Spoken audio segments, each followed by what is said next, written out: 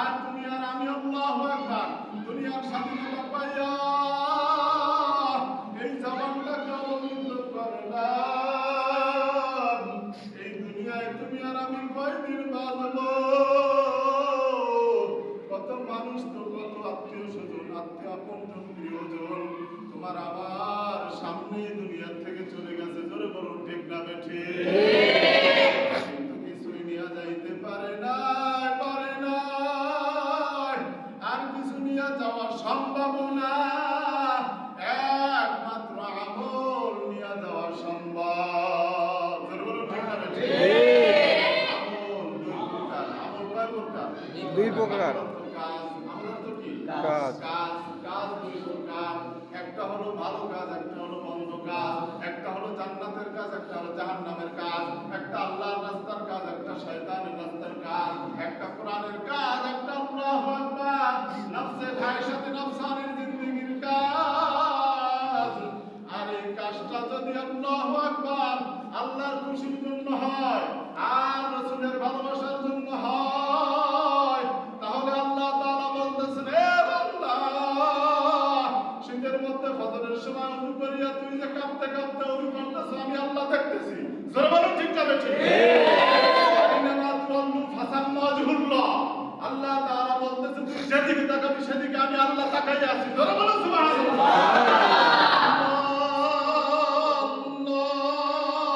তুই বান্দা বলতেছ যে আমি গুনাহ করতেছি, আমার আল্লাহ দেখে না। আমি চাষ খেলতেছি, মদ খাইতেছি, আমার আল্লাহ দেখে না। আমার আল্লাহ বলতেছে, না না বান্দা, আমার কুদরতি সিসি ক্যামেরা কিন্তু সব সময় পাতানো আছে। উদাহরণস্বরূপ এরকম ভাবে একজন পীর সাহেব তার মুরিদের উদাহরণ দিচ্ছে। কিতাবের মধ্যে আসছে, আল্লাহু আকবার মুরিদদেরকে জড়ো করছে। অনেকদিন বয়ান করার পরে, সওগাত দেওয়ার পরে বলতেছে, বাবা যাও যাও যাও, যাইয়া তোমরা এরকম ভাবে একটা পশু বা একটা মুরগি বা একটা জন্তু তোমরা জবাই করে নিয়ে আসো, কিন্তু শর্ত হইল কেউ যেন না দেখে। কেউ যেন কথা কাটা পিছনের জন্য কথা কাটা, কেউ যেন না দেখে। না, শর্ত একটা, কেউ যেন না দেখে। আল্লাহু আকবার। এরকম ভাবে এক এক জায়গায় চলে গেছে।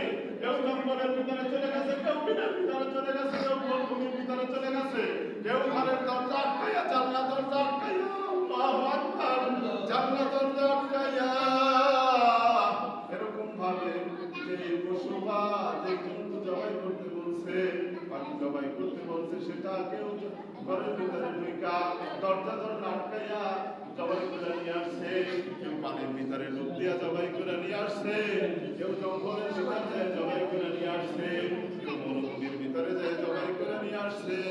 আল্লাহু আকবার। আল্লাহ সবাই পীর হুজুরের সামনে হাজির। আল্লাহ সবাই তো খুশি। আর এক মুরিদ সে একবারে কাজুমাজু অবস্থায়, কি অবস্থায়? কাজুমাজু অবস্থায় একেবারে হুজুরের দরবারে হাজির। অন্যান্য মুরিদেরা বলতেছে, এটা তো পাগল। হুজুর বলছে, কেউ যেন না দেখে। আমরা তো কত জায়গায় কেউ আমাকে দেখে নাই। আমরা ঘরের ভিতরে, আমরা পাহাড়ের উপরে, আমরা জঙ্গলের ভিতরে, আমরা মরুভূমির ভিতরে যাইয়া জবাই করে নিয়ে আসছি, কেউ দেখে নাই। আল্লাহু আকবার। ওই মুরিদকে জিজ্ঞাসা করতেছে, আস্তে করে নামাজের কায়দায় হুজুরের সামনে বসিয়া গেছে, বলতেছে, তুমি কেন পারো না? বলতেছে, হুজুর আপনি একটা শর্ত দিছেন, কেউ যেন না দেখে। আমি জঙ্গলে যাই, দেখে কেউ দেখতেছে না, কিন্তু মাওলা আমার দিকে তাকায় আছে। আল্লাহু আকবার। দেখতেছি আমার মাওলা আমার দিকে তাকায় আছে। আমি মরুভূমির ভিতরে যাই, দেখি কেউ আমারে দেখে না, কিন্তু আমার আল্লাহ আমার দিকে তাকায় আছে। আমি এরকম ভাবে সমুদ্রের ভিতরে যাইয়া দেখি দুনিয়ার কোন মানুষ আমাকে দেখে না, আমার মাওলা আমার দিকে তাকায় আছে। ও মুসলমান ইমানদার, আল্লাহু আকবার, কালিমা মুসলমান। আল্লাহ দুনিয়ার ভিতরে 40-50-60 বছর হায়াত পাইয়া আল্লাহু আকবার ধরাকে সারা জ্ঞান বানায় ফলাইতেছো, মনে হয় দুনিয়া থেকে আর যাব না। না ঠিক? খালি হাতে আসছে, আবার খালি হাতে যেতে হবে, জোরে বলুন ঠিক না ঠিক? এজন্যই আমার উস্তাদ আইনুদ্দিন আজাদ রহমাতুল্লাহ আলাইহি বলতেছে, যেতে হবে খালি হাতে, যেতে হবে খালি হাতে, সঙ্গে কিছুই যাবে না, 3.5 হাত জায়গা পাবি, পাবি না রে নিশানা, 3.5 হাত জায়গা পাবি, পাবি না রে। আজকে তুমি যাদের লাগি শুধুই পাগল পারা, যেতে হবে একা একা, কেউ যাবে না তারা, ঠিক না বেঠি? তুমি যে সংসারের মায়ায় পড়িয়া, যেই সন্তানের মায়ায় পড়িয়া, যেই ব্যবসার মায়ায় পড়িয়া, যেই মহাব্বতের মায়ায় পড়িয়া, দুনিয়ার মায়ায় পড়িয়া আল্লাহর হুকুমকে অমান্য করতেছ, নামাজের সময় হয়ে যাইতেছে, নামাজে আসো না। আল্লাহ আল্লাহ, আপনি আমাদের সবাইকে মাফ করে দেন, সকলে বলেন আল্লাহুম্মা আমিন। আল্লাহুম্মা আমিন। জীবনের শেষ তওবা, আমি অনেক গুনাহ করেছি, আল্লাহ আপনি আমাদেরকে মাফ করে দেন। আল্লাহুম্মা আমিন।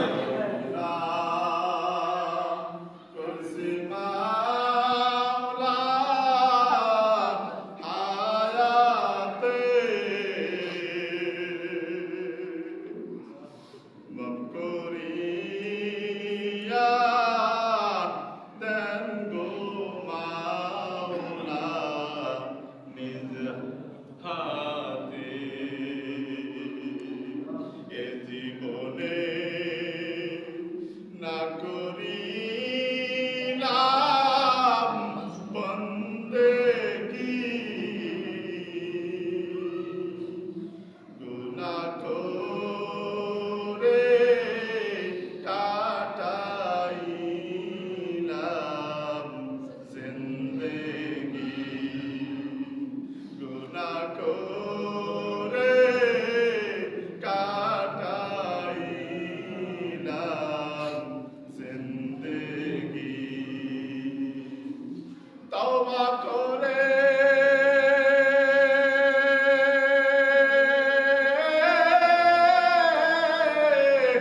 আবার তওবা ভাঙ্গিলাম, আল্লাহ তওবা করে আবার তওবা ভাঙ্গিলাম,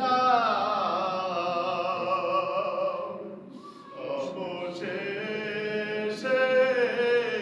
খাঁটি তওবা করিলাম, অবশেষে